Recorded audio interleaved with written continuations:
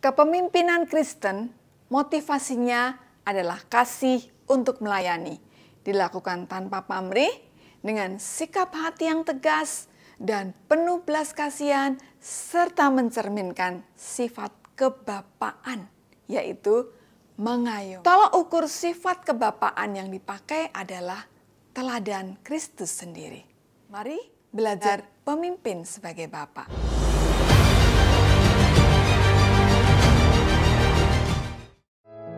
1 Korintus 4 ayat 15, sebab sekalipun kamu mempunyai beribu-ribu pendidik dalam Kristus, kamu tidak mempunyai banyak bapa, karena akulah yang dalam Kristus Yesus telah menjadi bapamu oleh Injil yang kuberitakan kepadamu. Sebab itu, aku menasihatkan kamu, turutilah teladanku.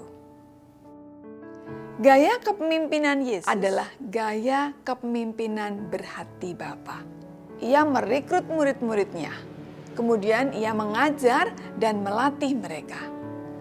Satu hal yang terpenting yang Yesus lakukan adalah memberi teladan dalam keseharian. Bapak di sini berbicara masalah sikap hati.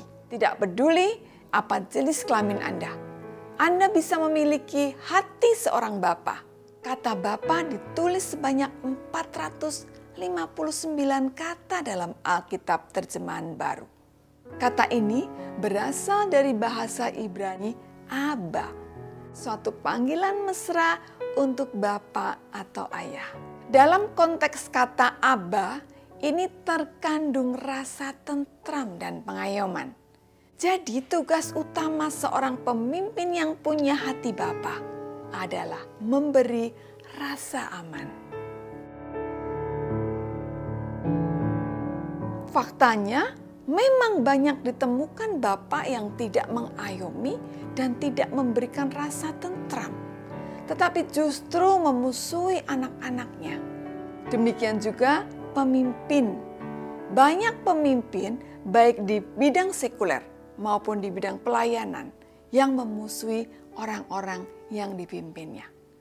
Mereka menganggap orang yang dipimpinnya sebagai kompetitor atau saingan yang perlu direspon dengan perlawanan yang sengit.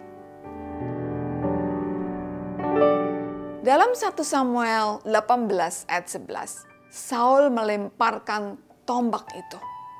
Karena pikirnya, baiklah aku menancapkan Daud ke dinding.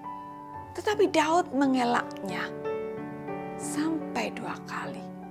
Kenapa Saul mau membunuh Daud? Daud kan anak buahnya yang harusnya dikasihi dan diayomi. Ini disebabkan karena Saul masih menyimpan luka hati. Kalau saya punya anak buah sehebat Daud, saya justru sangat bersyukur. Kenapa? Karena dia bisa banyak membantu pekerjaan saya. Dia akan saya mentoring habis-habisan dan pada saatnya nanti dia akan saya promosikan menggantikan saya. Saya bisa pensiun dengan tenang. Bila mau menjadi pemimpin yang bisa mengayomi, Anda perlu melakukan pemberesan luka hati. Dan yang tidak kalah pentingnya adalah seperti jemaat Korintus yang dinasihati untuk mau dimentori dan mengikuti teladan Paulus. Anda harus mendapatkan teladan dari seorang mentor. Filipi 2 ayat 3. Dengan tidak mencari kepentingan sendiri atau puji-pujian yang sia-sia. Sebaliknya, hendaklah dengan rendah hati yang seorang menganggap yang lain lebih utama daripada dirinya sendiri. Dan janganlah tiap-tiap orang hanya memperhatikan kepentingannya sendiri, tetapi kepentingan orang lain juga.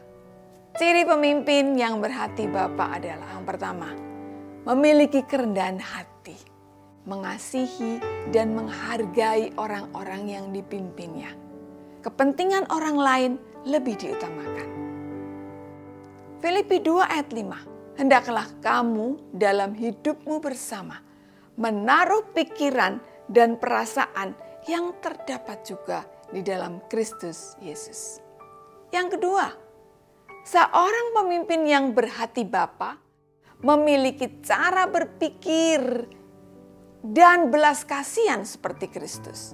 Filipi 2 ayat 6, yang walaupun dalam rupa Allah, tidak menganggap kesetaraannya dengan Allah itu sebagai milik yang harus dipertahankan, melainkan telah mengosongkan dirinya sendiri dan mengambil rupa seorang hamba dan menjadi sama dengan manusia.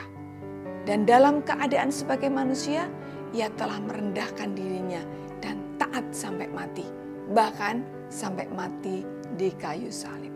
Dan yang ketiga adalah pemimpin yang berhati Bapa memiliki sikap sebagai seorang hamba, atau dalam bahasa yang kasar disebut congos atau kacung. Ia punya ketaatan mutlak kepada tuannya, yaitu Bapa surgawi, dan rela berkorban, bahkan siap mati buat orang yang dipimpinnya. Ketiga ciri inilah yang akan memberikan pengayoman dan rasa aman terhadap orang-orang yang di bawah kepemimpinannya. Tuhan Yesus memberkati.